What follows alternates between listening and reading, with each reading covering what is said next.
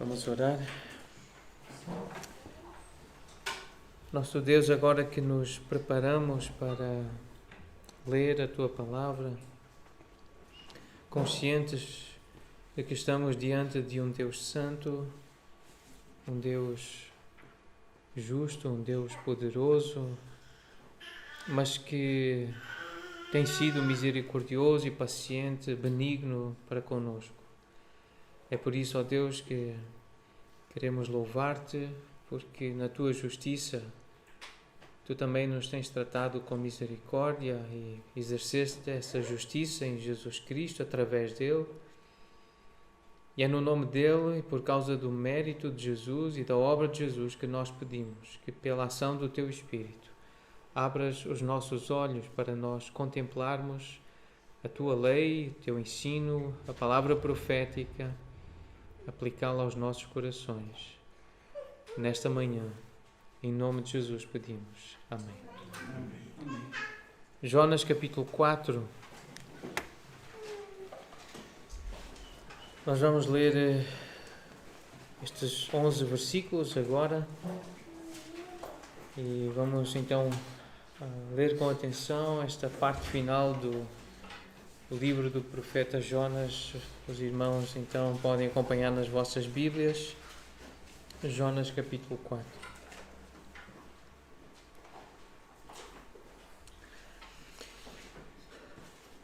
Com isso desgostou-se Jonas extremamente e ficou irado.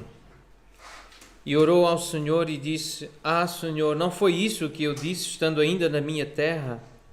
Por isso me adiantei, fugindo para Tarsis, pois sabia que és Deus clemente e misericordioso e tardio em irar-se e grande em benignidade e que te arrependes do mal. Peço-te, pois, ó Senhor, tira-me a vida, porque melhor me é morrer do que viver. E disse o Senhor: é razoável essa tua ira? Então Jonas saiu da cidade e assentou-se ao oriente da mesma, e ali fez uma enramada e repousou debaixo dela à sombra até ver o que aconteceria à cidade. Então fez o Senhor Deus nascer uma planta que subiu por cima de Jonas para que fizesse sombra sobre a sua cabeça, a fim de o livrar do seu desconforto. Jonas, pois, se alegrou em extremo por causa da planta. Mas Deus, no dia seguinte, ao subir da alva, enviou um verme, o qual feriu a planta e esta se secou. Em nascendo o sol, Deus mandou um vento calmoso oriental. O sol bateu na cabeça de Jonas, de maneira que desfalecia, pelo que pediu para si a morte, dizendo: melhor me é morrer do que viver. Então perguntou Deus a Jonas: é razoável essa tua ira por causa da planta? E ele respondeu: é razoável a minha ira até à morte. Tornou o Senhor: tens compaixão da planta que te não custou trabalho, a qual não fizeste crescer, que numa noite nasceu e numa noite pereceu, e não hei de eu ter compaixão da grande cidade de Nínive, em que há mais de 120.000 pessoas que não sabem discernir entre a mão direita e a mão esquerda, e também muitos animais?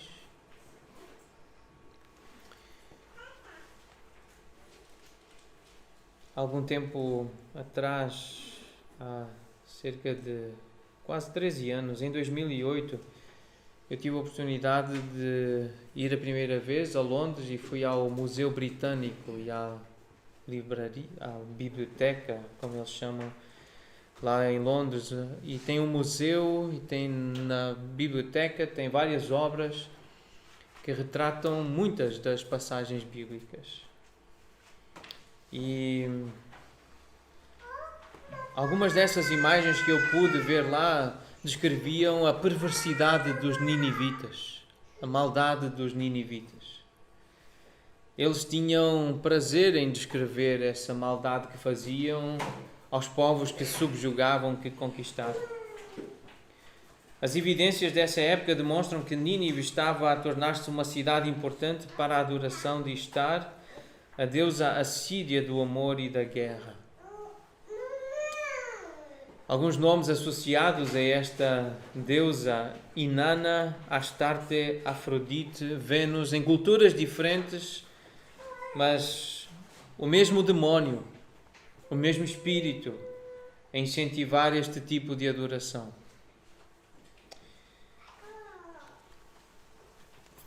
O povo cultuava a deusa Nanche, filha de deusa da água doce, e Dagon, o deus peixe. Nínive era, portanto, o centro do culto idólatra a Assur e Estar.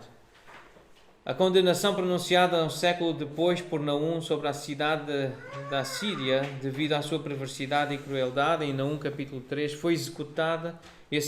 Essa condenação foi executada por Nabucodonosor em 612 a.C. Era um povo perverso, malvado, maldoso, malicioso. E ao olhar para essas gravuras e essas evidências arqueológicas de que Nínive existiu, que os assírios existiram, que era esse tipo de mensagem que chegava a Israel, isso ajudou-me a valorizar ainda mais a Bíblia. Existem muitas evidências de que a Bíblia é verdade, que ela descreve a realidade, o que foi, o que é e o que será. Foi uma ajuda. E recentemente eu também tive contacto com algumas notícias históricas mais ou menos recentes, como a deste homem James Bartley, que viveu no final do século XIX, início do século XX.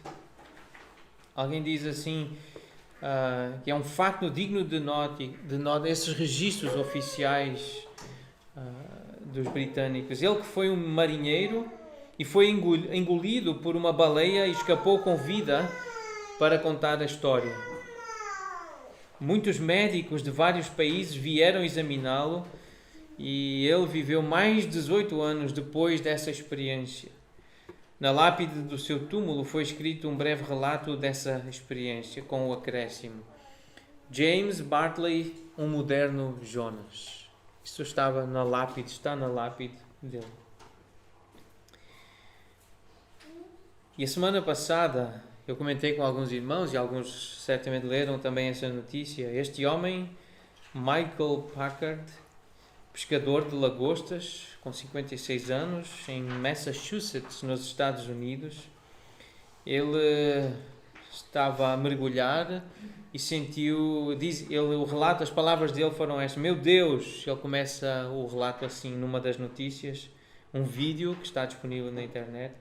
Eu estou na boca de uma baleia. As palavras são de Michael Packard, um pescador que sobreviveu para contar a sua história, diz uma das notícias. Fiquei dentro da sua boca durante uns 30 a 40 segundos antes dela emergir e cuspir-me. Estou com hematomas por todo o lado, mas sem qualquer osso partido, conta o pescador de Massachusetts. Ouvir notícias como esta e saber que é possível um homem sobreviver estando dentro de um peixe foi uma ajuda para acreditar na Bíblia, que a Bíblia conta a realidade e descreve a realidade. Mas há algum tempo atrás eu fiz a decisão de não acreditar na Bíblia por causa da arqueologia ou das notícias. Algum tempo atrás eu fiz a decisão de acreditar na Bíblia por causa do que a Bíblia diz acerca dela mesma e do efeito que ela tem tido na minha vida, no meu coração, no coração de pessoas que eu conheço, pessoas de carne e de osso, mas principalmente porque eu acredito que creio na Bíblia, porque o Espírito Santo me auxilia com fé para eu acreditar na Bíblia. Mas é por causa de textos como este, em Lucas 11, que nós lemos o Velho Testamento e lemos com fé, sabendo que é a palavra do Senhor, em Lucas 11, também em Mateus 12, mas neste texto é o Senhor Jesus que diz: assim como Jonas foi sinal para os ninivitas. Esta história foi verdadeira e foi um sinal para aquele povo. O Filho do Homem o será para esta geração. Versículo 32 de Lucas 11. Ninivitas se levantarão no juízo com esta geração e a condenarão porque se arrependeram com a pregação de Jonas. E aqui está, diz Jesus, quem é maior do que Jonas? Existe então alguém maior do que Jonas? Existe alguém maior do que os cientistas, os arqueólogos? Existe alguém maior do que os noticiários e as televisões e os jornais? Existe alguém maior do que nós, e esse alguém é Jesus Cristo. E se nós estamos hoje aqui reunidos para ler Jonas capítulo 4, é porque esse alguém que é maior e que é todo-poderoso um dia nos chamou, um dia nos deu fé, um dia nos ressuscitou dentre os mortos, porque nós estávamos mortos espiritualmente. Se hoje temos vida espiritual e se podemos falar destas coisas com alegria, com fé, com esperança, é porque um dia Jesus nos chamou e nos acordou espiritualmente. É por isso que nós louvamos o nome dele, o nosso Deus triuno. É por isso que nós engrandecemos o Senhor com hinos e queremos agradar-lhe. Temos tantas razões para o louvar, o engrandecer, o adorar. Porque ele é maior.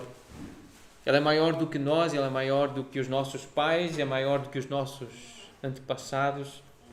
Ele é maior do que os nossos filhos ou cônjuges. É Jesus, para quem nós devemos olhar com devoção, com atenção. Porque Ele ensina, está a ensinar-nos, o Espírito Santo conduz-nos à verdade. E o que nós aprendemos acerca de Nínive é que ela é usada como um exemplo para o mal. E esse mal é descrito logo no capítulo 1, no versículo 2, com a palavra malícia, que em português ela não é assim tão forte, mas há algumas traduções, como a Nova Versão Transformadora, diz: vi como o seu povo é perverso. É uma palavra mais forte. A Nova Versão Internacional diz: a sua maldade subiu até à minha presença.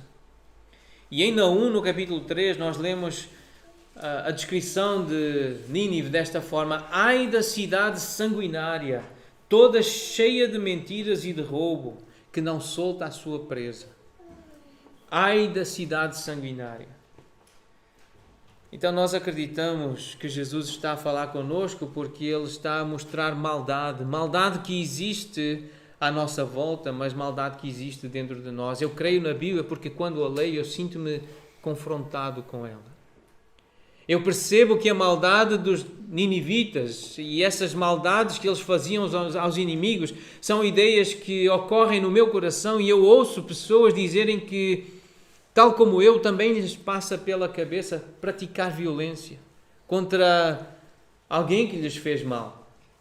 Eu já ouvi confissões dessas e eu confesso que eu já senti esse tipo de tentação, de praticar a violência, a maldade, derramar sangue contra pessoas que me dizem alguma coisa que eu não gosto, que fazem alguma coisa que eu não quero. Essa maldade que existia dentro dos ninivitas, eu acredito que ela existe dentro de mim e de cada um que está aqui. Então eu creio na palavra, não por causa da arqueologia, das notícias que comprovam a veracidade dela, mas eu sei que ela é real e que ela é apta para discernir propósitos e pensamentos do meu coração. Ela fala comigo, ela confronta-me.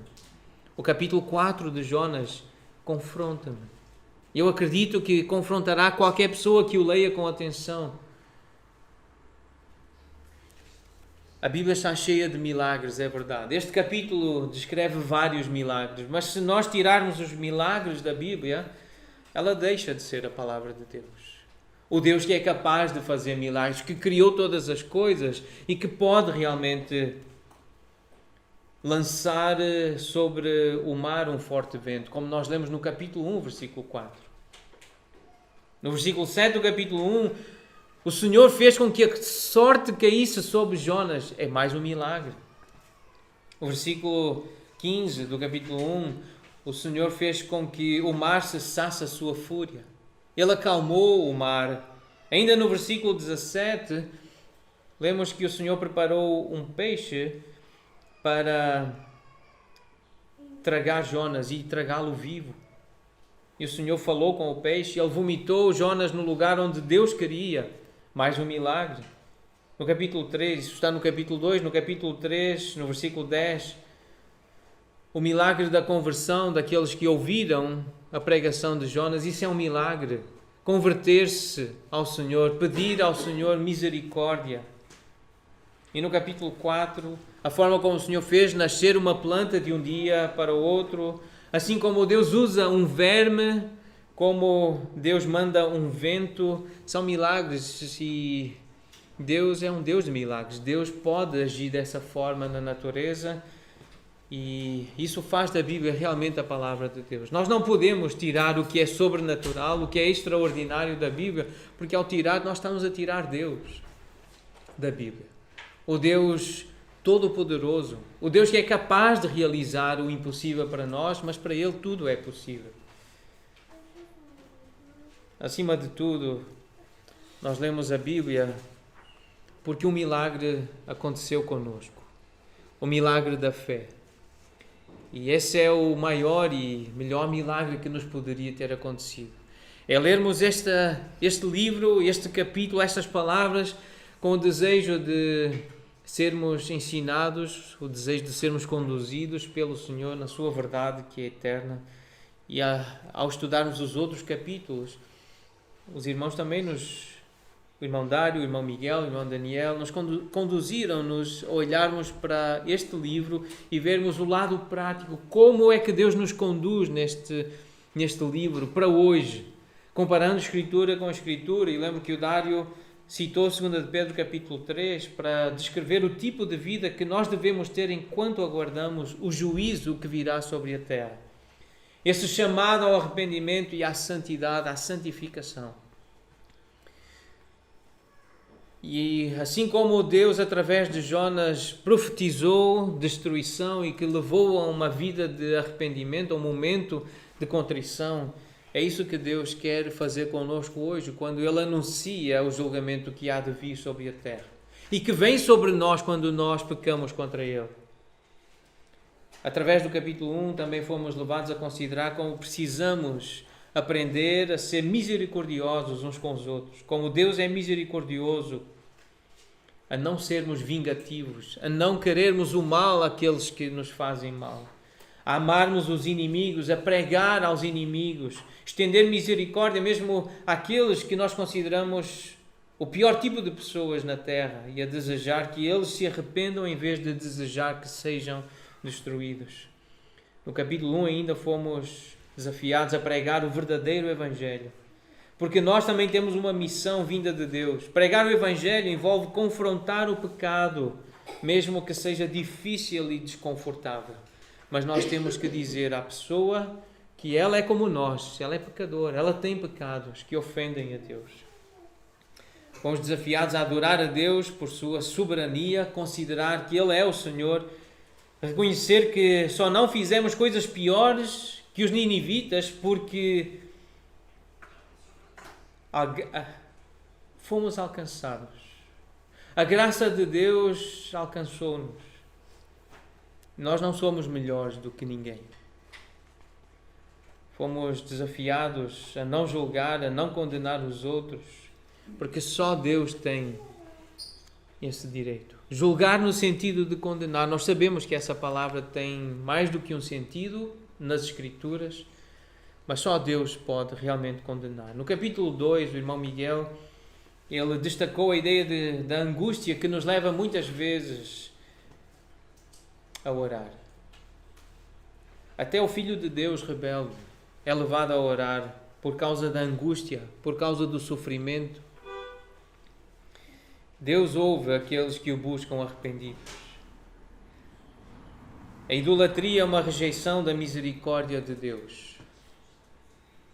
E a salvação pertence a Deus. Ele salva quem quer. Isso nós vimos no capítulo 2 de Jonas. E no capítulo 3, a semana passada, o irmão Daniel lembrou-nos de confrontarmos a nós mesmos com esta pergunta: será que nós gostamos do caráter de Deus apenas quando Ele nos traz algum benefício? Ele é misericordioso para connosco, por isso nós gostamos da misericórdia dele. Em comparação com a história em Mateus 25, nós fomos lembrados de perguntar: será que o servo infiel não conhecia o seu Senhor? Será que somos diferentes? Será que conhecemos o caráter do nosso Deus, a forma como Ele age na história, aquilo que Ele faz e que vai fazer? Nós devemos então procurar alinhar o nosso coração à vontade de Deus. Devemos passar tempo com Ele para entender qual é a vontade dEle, porque Deus conhece-nos e Ele sabe até onde nós podemos suportar o sofrimento, a dor. Nós fomos lembrados que a mensagem que nós temos para anunciar é maior do que nós. Ela era maior do que Jonas, o pregador. É ela que é poderosa, é ela que tem o poder para salvar. É a mensagem, é a palavra, é Jesus que salva. A prova do arrependimento é a mudança de vida. É parar de fazer aquilo que desagrada a Deus. E essa é uma prova de verdadeiro arrependimento. Não devemos esperar a volta do Senhor para sermos repreendidos como o servo infiel foi repreendido. Nós devemos procurar mudar enquanto estamos ativos, enquanto há oportunidade para usarmos os nossos talentos, usarmos o nosso tempo. E uma última pergunta que o irmão Daniel fez: será que não estamos a ser seletivos na nossa pregação como Jonas, talvez por outros motivos? Perguntas que nos fazem pensar e que nos incomodam. Por que é que eu não quero pregar a esta pessoa? O que é que me impede de dizer que eu sou cristão e que conheço uma mensagem poderosa? E nessas perguntas e nessas reflexões nós devemos encontrar respostas nas Escrituras. Por isso nós olhamos de novo para as Escrituras e para o capítulo 4, que começa com uma expressão: com isso desgostou-se Jonas extremamente e ficou irado. Por que essa frase, essa expressão com isso? Obviamente que força-nos a olhar para o contexto imediato. E aqui uma lembrança importante, que as divisões dos capítulos, elas não existiam no texto original.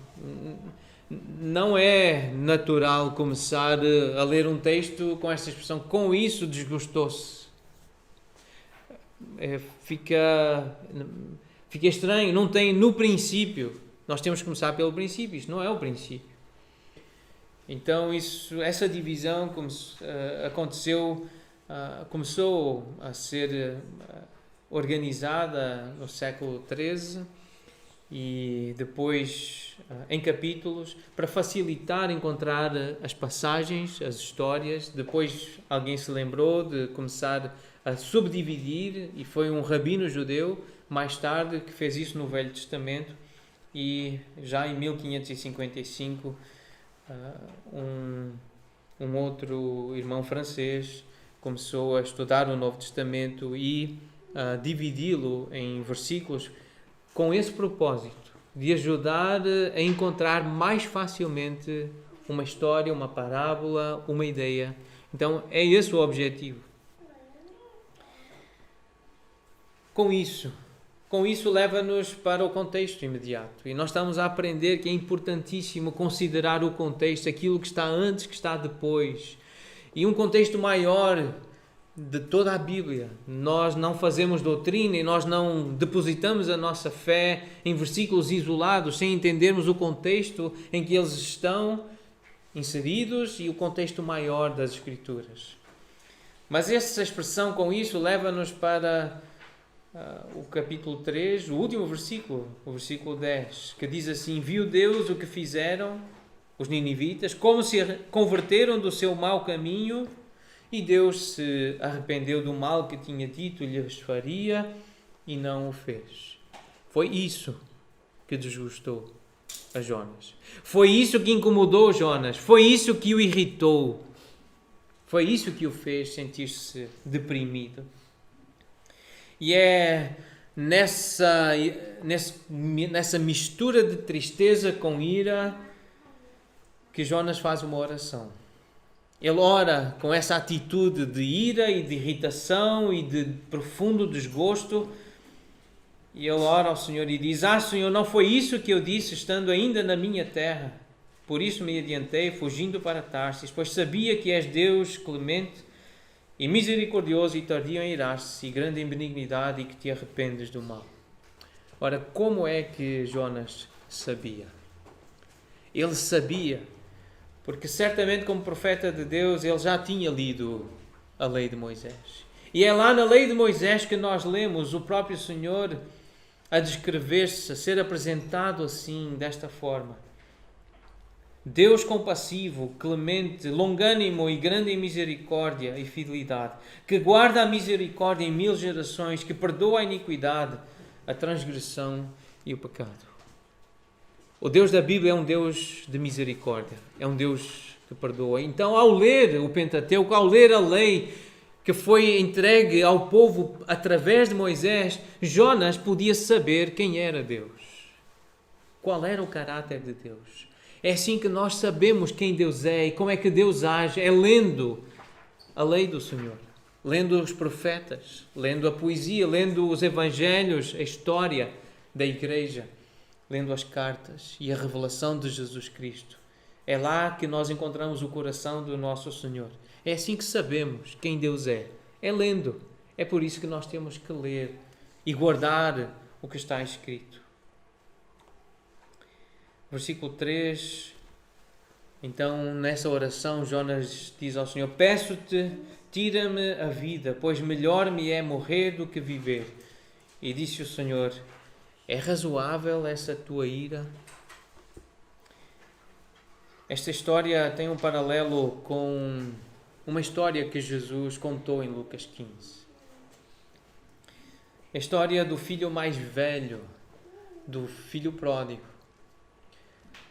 Em Lucas 15 nós lemos acerca daquele jovem que pediu ao seu pai a sua parte na herança e foi e desperdiçou, vivendo perversamente, dissolutamente em pecado. Entrega a si mesmo aos seus desejos, às suas inclinações, às suas tendências. E nós lemos então no versículo 25 que o filho mais velho que estivera no campo, ele, ao voltar para casa, aproximando-se da casa, ouviu a música e as danças. Nós lemos no versículo 28 que ele ficou indignado. Ele ficou irritado, ficou irado. E ele não queria entrar porque ele percebeu o que estava a acontecer. Havia uma demonstração de misericórdia. Havia ali uma demonstração de graça do pai para com o filho maldoso, malvado, malicioso, perverso. Há aqui um coração de ciúme, de inveja, de amargura. Ele indignou-se. Nós lemos no versículo 28. A questão é que nós estamos a ser confrontados com a realidade que temos uma natureza igual à de Jonas e à do filho mais velho. Nós também podemos ficar irados, indignados pelo facto de Deus conceder a sua misericórdia e graça a pessoas que nós consideramos más. Nós sentimos ciúme pelo tratamento amoroso e gentil que alguém presta, que alguém dá, que alguém oferece a outra pessoa que nós consideramos má, que foi má, que desobedeceu, que desonrou, que pecou. E aquele tratamento amoroso, aquela paciência, aquela gentileza, aquela bondade, desperta em nós ira, desgosto. Mas porquê que está a ser assim paciente? Porquê que está a falar dessa forma? Não viu o que ele fez? Não sabe quem ele é? É muito humano isto. Inveja da prosperidade e do sucesso, porque Deus abençoa alguém que foi desobediente, ou ainda é, os ímpios. Como é que Deus pode dar riqueza, dar dinheiro? Como é que Deus pode permitir que pessoas que o desonram, que lhe desobedecem, que não querem saber dele, como é que Deus permite que essas pessoas tenham prosperidade e tenham sucesso no trabalho, tenham um corpo saudável? Salmo 73. E há inveja daqueles que recebem capacidades para trabalhar, para ganhar dinheiro, para ter sucesso. Há um despertar de um sentimento de amargura, um azedume, porque não vem o castigo que nós esperávamos que viesse. e não vem no tempo que deveria, no nosso sentido, na nossa concepção, já deveria estar a ser castigado, já deveria ter um cancro, já deveria estar num leito do hospital, já deveria ter tido um acidente e estar a clamar pelo Senhor e até agora nada. E aí vamos ficando amargos, porque pessoas que nós achamos que são más, que deveriam estar a ser castigadas por Deus porque não querem saber de Deus, não são. E nós é que vamos ficando amargos, porque Deus não está a exercer justiça como nós achamos que deveria estar a exercer. Alguém disse, a comentar esta passagem, esta atitude de Jonas, que o coração do problema, de qualquer problema, é o problema do coração. O coração de todo o problema é o problema do coração, é o nosso coração. É a forma como nós lidamos com as situações. É a nossa intenção, a nossa atitude, é a nossa reação. É um problema nosso. O que Jesus ensina claramente em Mateus 15, em Marcos 7, que o que nos contamina não é o que entra em nós, não é o que nós comemos, ou bebemos, ou inalamos, ou injetamos. É o que está dentro de nós, é o que sai de nós que nos contamina. A Bíblia faz isso connosco, a Bíblia confronta-nos. Jonas é um espelho para nós. A ira de Jonas, a indignação de Jonas e do filho mais velho mostra quem nós somos. Para podermos, então, guardar o nosso coração. Nós lemos em Provérbios 4:23, sobre tudo o que se deve guardar, guarda o teu coração, pois dele procedem as fontes da vida. O problema é o teu coração, é o meu coração, é o que está dentro de mim. Versículo 5, então Jonas saiu da cidade e assentou-se ao oriente da mesma, e ali fez uma enramada e repousou debaixo dela, à sombra, até ver o que aconteceria à cidade. Então fez o Senhor Deus nascer uma planta que subiu por cima de Jonas, para que fizesse sombra sobre a sua cabeça, a fim de o livrar do seu desconforto. Jonas, pois, se alegrou em extremo por causa da planta. Ele estava irado com a missão, mas entusiasmado com a provisão. Ele estava entusiasmado com a libertação e com a confortação.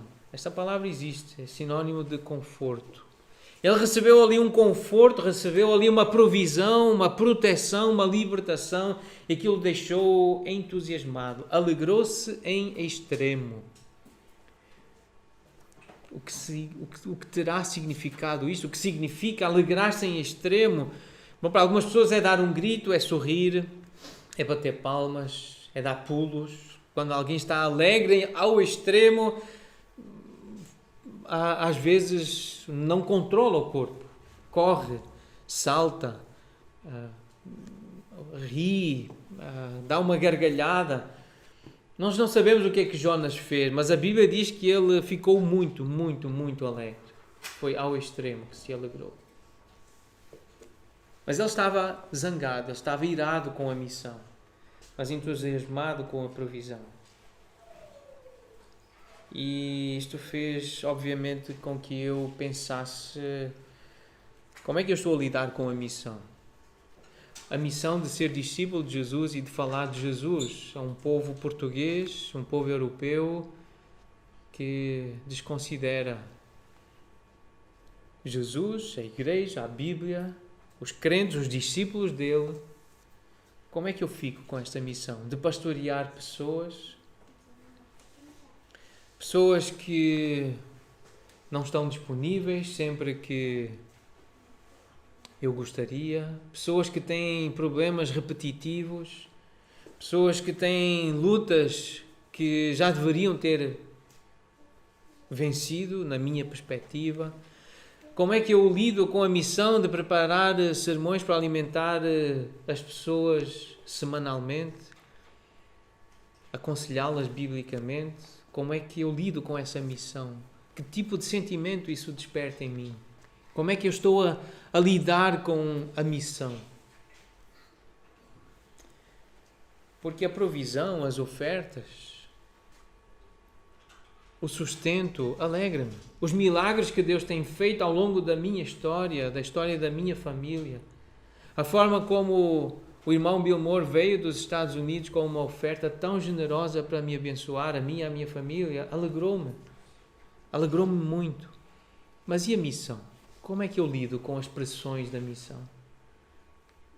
Ou lidar com pessoas, lidar com esta cultura portuguesa, europeia, como é que eu lido com isso? Jonas ficou irado com a missão, mas entusiasmado com a provisão. Ele alegra-se quando é abençoado, mas ele deprime-se quando os outros o são. Os outros foram abençoados e Jonas ficou deprimido. Ficou desgostoso. E aqui eu lembrei de novo daquela aula sobre o ego do pastor Paulo Tavares na conferência do ano passado de aconselhamento bíblico, quando ele falava sobre o ego ser a raiz da idolatria. Tudo o que nós buscamos, tudo o que tu buscas e que te anima, que aumenta a vida, tudo o que te entusiasma, tudo aquilo que te dá felicidade, tudo aquilo que desperta os teus desejos, é um potencial ídolo, é um potencial Deus na tua vida. Jonas ficou entusiasmado porque ele teve proteção, teve provisão, ele teve esse conforto, essa confortação do Senhor. Então a questão é, o que é que te entusiasma a ti? O que é que te deixa animado? Pensa nas coisas que realmente te alegraram nesta semana. O que é que arrancou um sorriso do teu rosto? O que é que arranca um pulo de júbilo, de alegria? O que é que te alegra? O que é que te anima? O que é que te entusiasma? Pensa naquilo que realmente te deixa feliz, te deixa entusiasmado. Porque isso mostra quem é o teu Deus. Quem é que realmente te alegra, que te anima, te dá esperança. E isto mexeu comigo. Mais uma vez. E eu preciso deixar que a Bíblia mexa comigo. Eu preciso deixar que a história de Jonas, aquilo que o animou, que o entusiasmou, o conforto daquela planta, aquela sombra, aquele lugar agradável, foi aquilo que o deixou grato, feliz. E não é assim comigo, não é assim com a minha família, não será assim com os meus irmãos. Eu preciso deixar-me confrontar com esta história, com esta passagem. Porque o versículo 7 diz que no dia seguinte, o Senhor, conhecendo o coração de Jonas, ele enviou um verme que feriu a planta e esta secou e... Nascendo o sol, Deus mandou um vento calmoso oriental e o sol bateu na cabeça de Jonas, de maneira que desfalecia, pelo que pediu para si a morte, dizendo: melhor me é morrer do que viver. Foi o Senhor que tirou aquela proteção. Foi o Senhor que enviou aquele sol para ferir Jonas. E nós lemos aqui que Jonas ter-se-ia alegrado com a destruição das pessoas e com a preservação da planta, porque ele amava mais as coisas do que as pessoas. Então ele preferia que a planta tivesse sobrevivido e continuasse a sua função do que aquelas pessoas se tivessem arrependido e buscassem a salvação do Senhor. O amor às coisas não é pelas coisas em si, mas pelo efeito, pelo prazer que elas produzem em nós. Mais uma vez, tem a ver com o egoísmo, com a vaidade, tem a ver com o orgulho, tem a ver com a nossa natureza. É o que a planta estava a produzir em Jonas que o fez amar aquela planta. E a destruição da planta, perder a planta, fez com que Jonas perdesse a alegria e voltasse a ficar irado e a desejar a morte. Perdeu algo que lhe dava segurança, proteção, conforto. Perdeu um ídolo. Algo que ele estava a amar, algo que ele estava a depositar a sua confiança, a sua alegria. Então nós temos que sondar o nosso coração. O que é que nos dá prazer? O que é que nos dá segurança? O que é que nos está a trazer realização? Porque há uma advertência. Esta semana li o Salmo 106 na minha leitura diária e parei para meditar no versículo 15. O Salmo 105 e o 106, também o 107, são salmos que contam a história de forma poética, mas contam a história de Israel, como Deus tratou Israel. E a certa altura, nós lemos que o povo pediu água, pediu carne, e nós lemos neste versículo que o Senhor concedeu o que eles pediram, mas fez definhar-lhes a alma. Há certas coisas que Deus dá, mas elas vêm como julgamento sobre a nossa vida. Coisas que nós pedimos, que queremos muito e que Deus dá, mas é como um sol que vem para nos atormentar. É um vento calmoso, mas aquele sol vem nos tirar a paz. Cuidado com pedidos e coisas que nós desejamos. Há muito de nós nos nossos pedidos. E ao ler este versículo, lembrei-me de novo, Mateus 16, 24, que Jesus disse aos discípulos: se alguém quer vir após mim, a si mesmo se negue, toma a sua cruz e siga-me. Em Marcos 8, 34, convocando a multidão e juntamente os seus discípulos, disse-lhes: se alguém quer vir após mim, a si mesmo se negue, toma a sua cruz e siga-me. Em Lucas 9, 23, dizia a todos: se alguém quer vir após mim, a si mesmo se negue. Dia a dia toma a sua cruz e siga-me.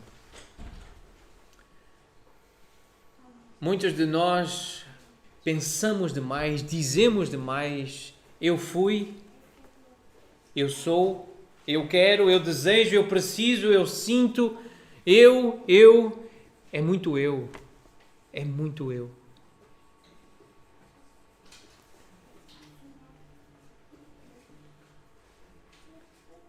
Então, versículo 9, perguntou Deus a Jonas: é razoável essa tua ira por causa da planta?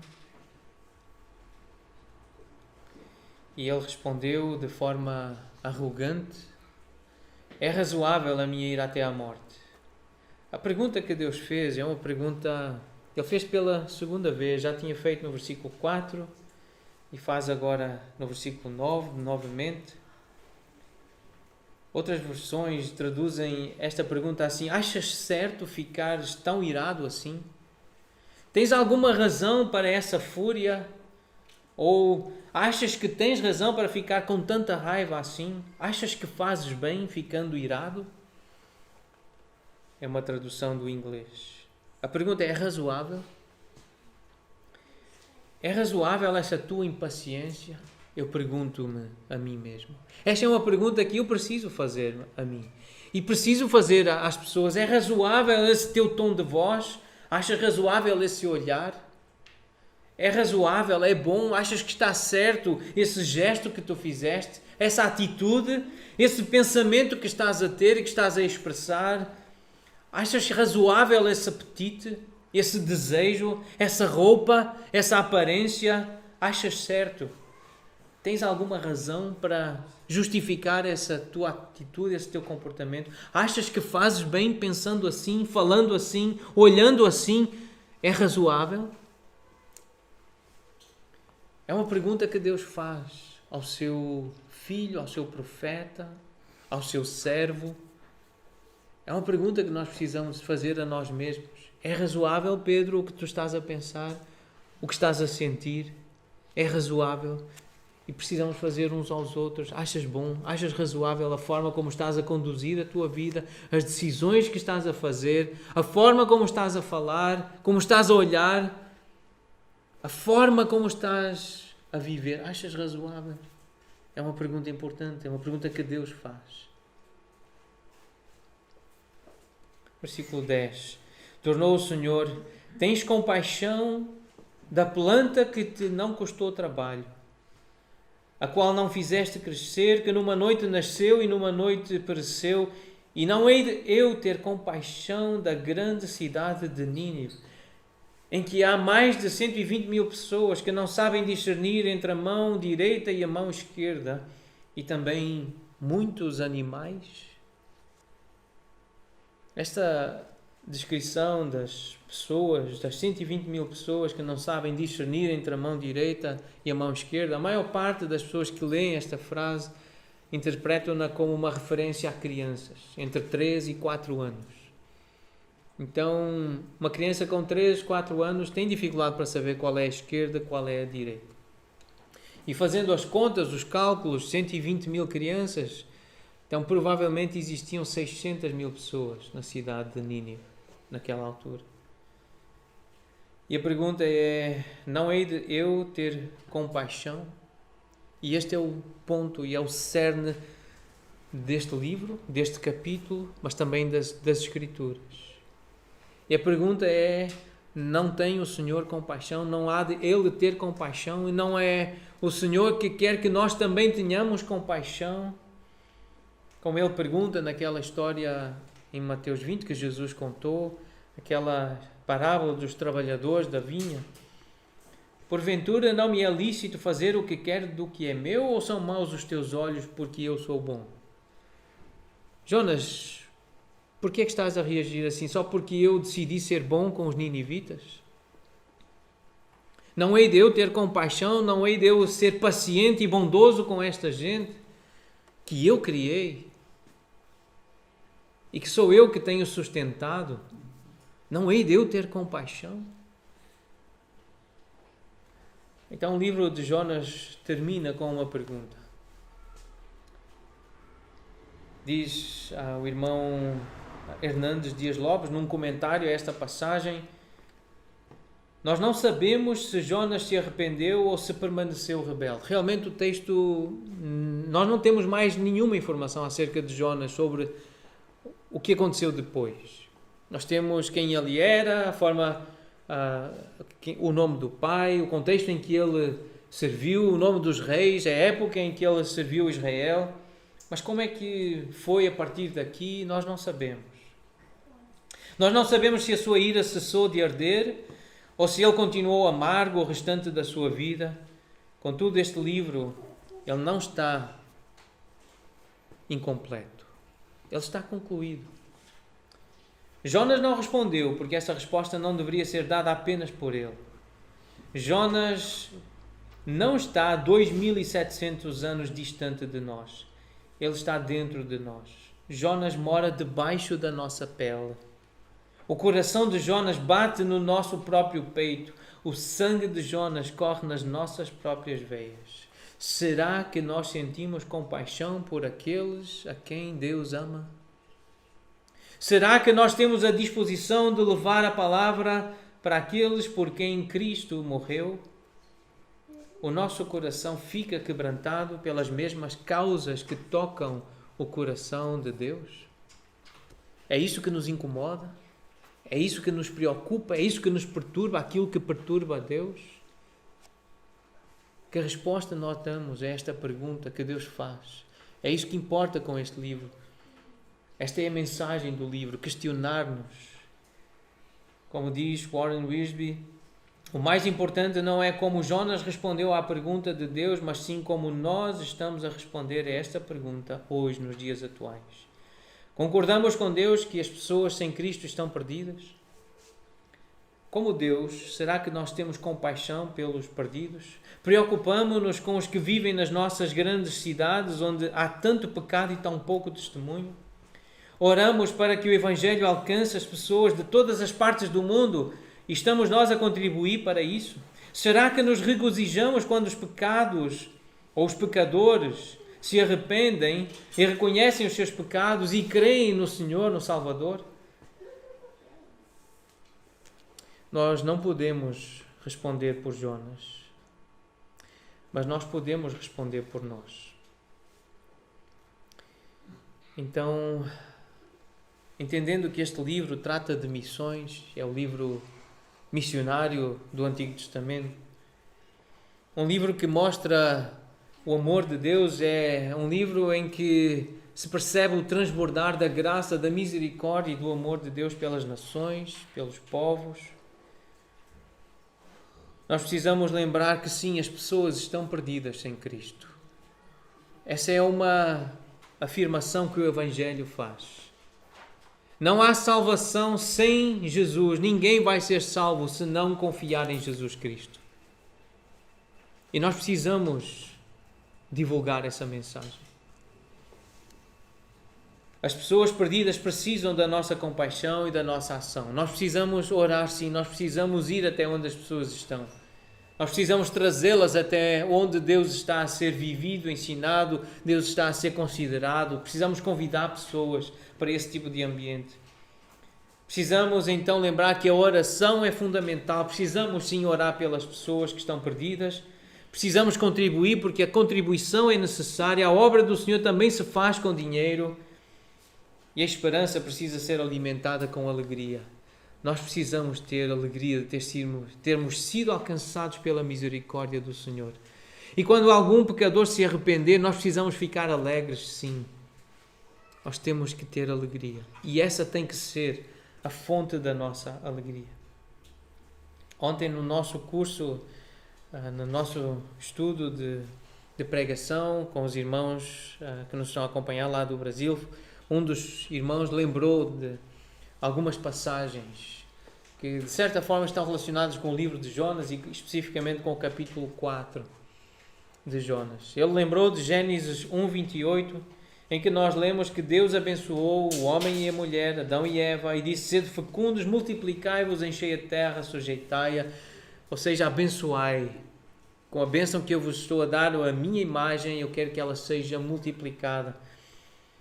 E a promessa do descendente da mulher que viria para ferir a cabeça. Essa é a maior bênção que alguém pode receber, é a bênção da salvação, de ter o inimigo esmagado debaixo dos seus pés por causa do que Jesus Cristo fez na cruz. Não há mais pecado, não há mais condenação para aqueles que estão em Cristo. Os pecados foram removidos, a culpa foi tirada. Essa é a mensagem do Evangelho que está lá prometida em Gênesis 3:15. Em Gênesis 12, a promessa a Abraão, o chamamento a Abraão e a promessa de ele ser uma bênção para as nações da terra. Aqueles que abençoassem Abraão seriam abençoados. Em Abraão, o pai da fé, seriam abençoadas todas as famílias da terra. E no Novo Testamento, esta declaração de bênção: bendito Deus e Pai de nosso Senhor Jesus Cristo, que nos tem abençoado com toda a sorte de bênçãos espirituais nas regiões celestiais em Cristo. E no capítulo 2, a descrição da salvação: agora em Cristo Jesus, vós que antes estáveis longe, fostes aproximados pelo sangue de Cristo. E é esta aproximação. A verdadeira bênção é ter Deus conosco, é ter Cristo. Não é conforto. Não é prazer momentâneo com comida, ou com cinema, ou com música, ou por ver o sucesso dos filhos. Não coisas, não saúde, um corpo, um casamento perfeitos, não educação superior, comida saborosa, carro silencioso, casa soalheira, reforma antecipada. Sonho de consumo para os portugueses. Esta é a nossa cultura. É isto que nos rodeia, este tipo de desejo. Não coisas. Não ter coisas, mas pessoas. Principalmente a pessoa de Deus. E essa é a mensagem deste livro. De acordo com o nosso irmão Carlos Osvaldo. A soberania do Senhor em conceder salvação, apesar da atitude do seu servo, deve motivar obediência humilde e interesse amoroso pela humanidade. A ira de Jonas e a misericórdia de Deus são percebidas neste capítulo. O fracasso do desejo humano e o triunfo do propósito divino são destacadas no final deste livro. Mas nós aprendemos com esta obra, com este livro que o Senhor nos deixou, que a verdadeira bênção é ter Deus connosco. é ter Cristo. E esse é o maior tesouro que nós podemos ter. Essa tem que ser a nossa fonte de prazer e de alegria, nossa fonte de esperança neste dia. Não é pensar em com quem vamos estar, que lugares vamos visitar, que comida vamos comer. São bênçãos que Deus dá, são mimos que Deus nos garante, mas nós temos que aprender a valorizar o Senhor. Ele que nos chama para estar perto dele, andar com ele. E ele faz o convite, ele chama por ti e por mim. Ele faz perguntas, ele pergunta se é razoável a nossa forma de viver, mas ele quer-nos perto dele. Ele chama para ele e ele diz para o buscar a ele. Ele faz isso hoje de uma forma mansa e suave, e nós vamos cantar um hino que nos lembra dessas palavras de Jesus, que diz que é manso, que ele é humilde de coração. Ele está à espera da nossa resposta. O convite é para irmos a ele. Nós que estamos cansados, sobrecarregados, nós que andamos ansiosos ou tristes, irados ou desgostosos, vamos a Jesus. Vamos orar, vamos falar com ele. Vamos nos arrepender dos nossos pecados, dos nossos desejos egoístas, vaidosos, arrogantes e orgulhosos. Vamos a Jesus. Ele tem-nos dado amor, Ele tem-nos tratado com compaixão, não apenas a nós. Ele tem sido paciente com a humanidade, Ele tem sido paciente com Portugal. Vamos louvá-lo por isso e vamos nos renovar em compromisso de levar esta mensagem adiante.